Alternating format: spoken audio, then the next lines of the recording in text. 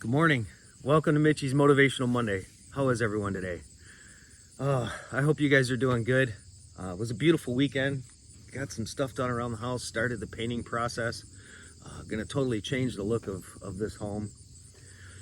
And as you can see behind me, my beautiful backdrop or foredrop for the sunsets that I've taken pictures of, the ever so beautiful sunsets and the iconic towers, the iconic silos that were there that signified the purity of this land. They signify the production, the growth, and the harvest. And that's the biggest thing. They signified the harvest. Such a beautiful gift, and to have it disappear is kind of disheartening, but I understand. Some men's garbage is another man's treasure. So today, guys, I wanted to talk about the ending of relationships, the ending of marriages, divorce, separation. I know there's many going through this. I just went through it. And I'll tell you what, it was a process. It started probably 4 years ago. And it took a lot of time. It took a lot of time for me to find the strength. It took a lot of time for me to find the courage and the ability to understand that it wasn't that I hated my partner. It wasn't that I really disliked her. It was just that we kind of grew apart. I went this way, she kind of went that way, total left, total right, and so it was a necessary thing. It was necessary for our happiness, and when you try something, you try to make things right, you try to, fix things over and over again, and you end up doing the same thing. You really don't find that true resolve. You continue doing the same thing over and over again and expecting a different result. And that is the pure definition of insanity. And that's kind of what I started to understand, that, it takes two. And it takes two to make it work, and it takes two to make it fail. And it's not that it was all you. It's not that it was all them. And, so many times I hear these horror stories about people getting divorced, or people getting, relationships, long-term relationships splitting up.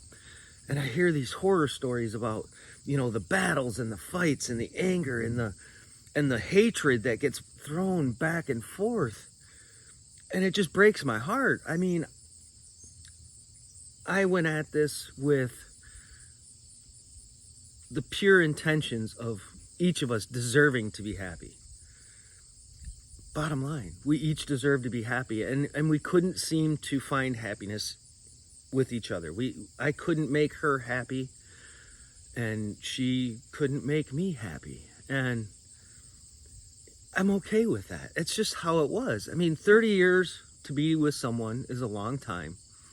And it took a lot of courage to do this. It took a lot of courage to step out and understand that starting over was going to be a positive thing for us both. Finding spirituality, or should I say, getting deeper into my spiritual side, getting, deeper into that aspect of my life, bringing that more to the forefront of my life, I think was a big strength for me. It was a big way for me to have the courage to do this. And it's totally bittersweet. But the biggest thing I want to talk about, or the biggest thing I want to enforce today, is that life's too short to have all that hate. Life's too short to have all that just total destruction of what was once sacred. You're destroying every positive memory when you just have such ill will for another. Even though, no matter how wrong somebody has done you in life, they're human. They make mistakes.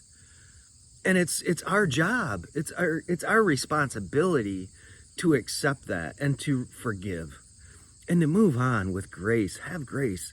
There's things in people's past, there's things in people's childhoods that cause who they are today, that cause reactivity to certain actions.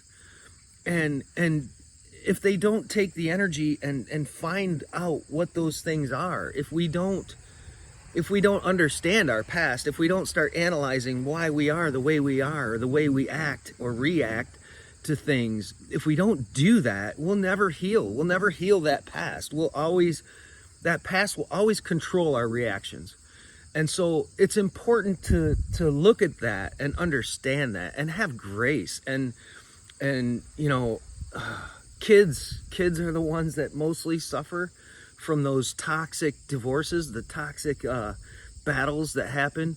And you know who benefits from it all? The lawyers. That's it.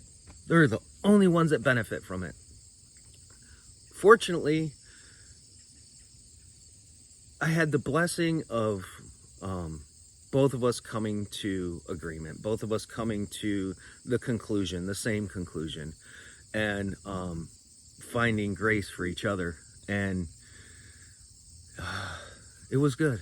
It was good. I let go of those monetary things. People fight over these material things. They fight over a washer and dryer. They fight over, the china set. They fight over a couch. Whatever they fight over, whatever people are using to express their hatred or anger or frustration with the other person, it's just material shit. We can get more of it. I mean, let it go. It's not worth the battle. And that's the thing. In life, we need to pick and choose our battles and realize what's worth fighting for and what's really not worth fighting about. And I think that's an important mindset to have. It's just shit. Get rid of the shit. I don't know what else to say about that, And it took a long time to heal this. It took a long time to heal the pain, because I still have pain. I not to the degree that I had, but I still have love for her. I still wish her well. I still hope and pray that she succeeds, and that she in turn finds happiness and has a good life. She's the mother of my kids. There's 30 years of good memories there, and bad, but you can't have one without the other. You cannot have a good relationship without tough times. And how we get through those tough times, how we handle them, that's everything. That's everything.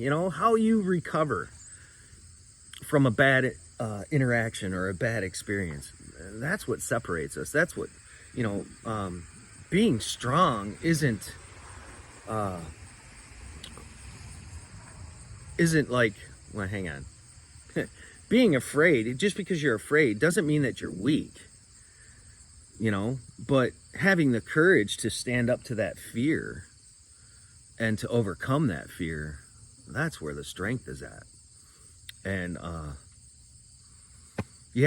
mean, my DMs are always open on Twitter. If you guys need to reach out to me, you can comment here in the comment section. I'll be happy to talk with you. And this isn't about shining a light on me and how great things are and blah blah blah. This is about helping you to get through the situation that you're in, helping you to overcome that negative feeling, that feeling like you failed, because you didn't fail. You really didn't. The marriage didn't work, or the relationship didn't continue to blossom, and it's not your fault. It's not their fault. It's just how it is. So on that note, I hope you guys have an amazing day. I hope this message helps many people that are in this position, and maybe, God willing, it helps turn that whole divorce process around. It helps communication. It helps them to understand that we shouldn't hate each other here. We got a lot of beauty to look back on. And we got a lot of lessons in life to look back on. And let's take those lessons. Let's take those bad things that we had in our past and use them to make the next journey stronger. Yeah, that's pretty much all I got. I love you all. I hope you have a fabulous day, and I hope you have an amazing week.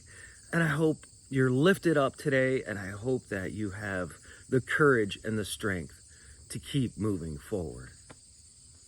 Till next time, guys, I love you all. Have an amazing day.